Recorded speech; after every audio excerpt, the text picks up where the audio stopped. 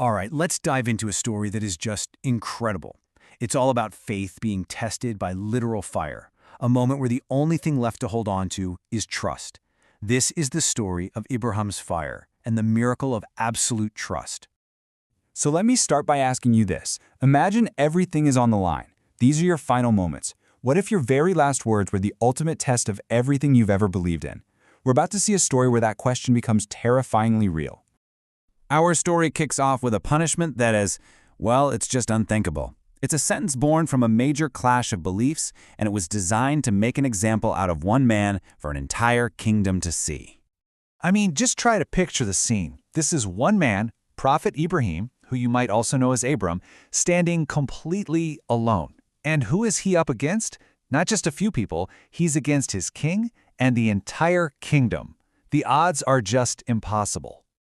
So you have to wonder, how on earth did it get to this point?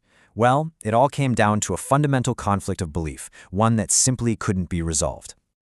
The divide here was just massive. On one side, you have Ibrahim, who is preaching the worship of one single, unseen God.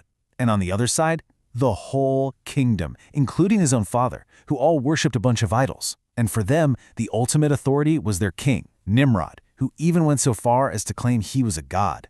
You can see this was a collision course from the very beginning. Now, Ibrahim didn't just quietly disagree with everyone. Not at all. He took action. He preached openly against worshiping idols. He challenged his own family's beliefs, and he even confronted King Nimrod face to face. And then, he did something that was the absolute point of no return. He walked into their temple and smashed all of their idols to pieces, except for the biggest one. He just left it standing there as a silent challenge to their entire belief system. Yeah, that act of defiance, that was the final straw. The response from the king and all the people was swift, and it was absolutely terrifying. There was no going back from this. They weren't just going to execute him. They were going to turn it into a massive public spectacle. So first, a giant pit is dug. Then a fire is lit, a fire so huge it was unlike anything anyone had ever seen. And to top it all off, to throw him into this inferno, they built a catapult.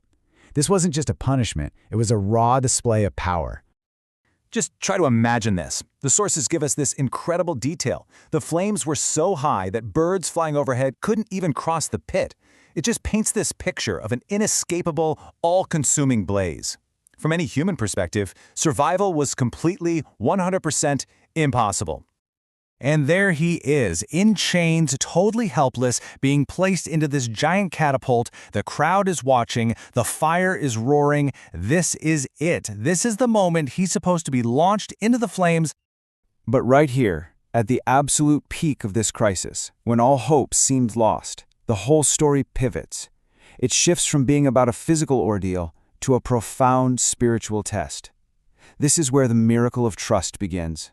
Just as he's about to be launched, a figure appears. It's the angel Gabriel, or Gabriel. At the very last possible second, this powerful divine messenger is right there. It looks like a rescue mission is about to happen. And the angel asks a very simple, very direct question. Is there anything you wish for? I mean, this is it. This is the out. He can ask for anything. To be saved, for his enemies to be destroyed, anything at all. Ibrahim's response here is it's stunning. He tells the angel that if the help is coming from him, the angel, then he doesn't need it. Why? Because he knew that God was already aware of everything that was happening. He was placing his trust in the source, not the messenger.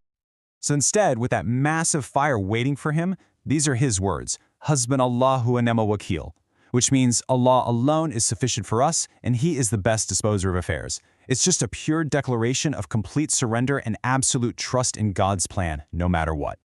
And in response to that perfect, unwavering trust, a command comes directly from God.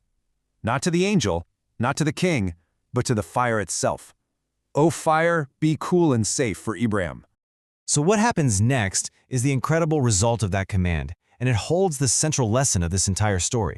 It's the lesson of something called tawakkul. The miracle just unfolds right there for everyone to see.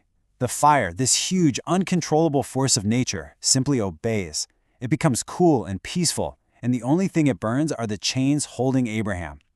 Then, to the absolute shock of the king and the entire crowd, he just walks out of the inferno completely unharmed. So what is this concept tawakkul? Well, you can think of it as a profound and absolute trust in God's plan. But it's even more specific. It's about holding on to that trust when all worldly help, all logical escape routes have completely disappeared. It's this deep belief that even in the darkest moment, you are truly not alone. And that's why Ibrahim's story isn't just a cool tale about a miracle. It's the ultimate example of tawakkul in action. Think about it. He had an easy way out. The angel was right there, but he refused it. He placed his trust in the source of all power, not just one of his messengers. He showed that real faith isn't about hoping for a specific outcome, but trusting the one who controls all the outcomes. And that kind of leaves us with a final thought, doesn't it?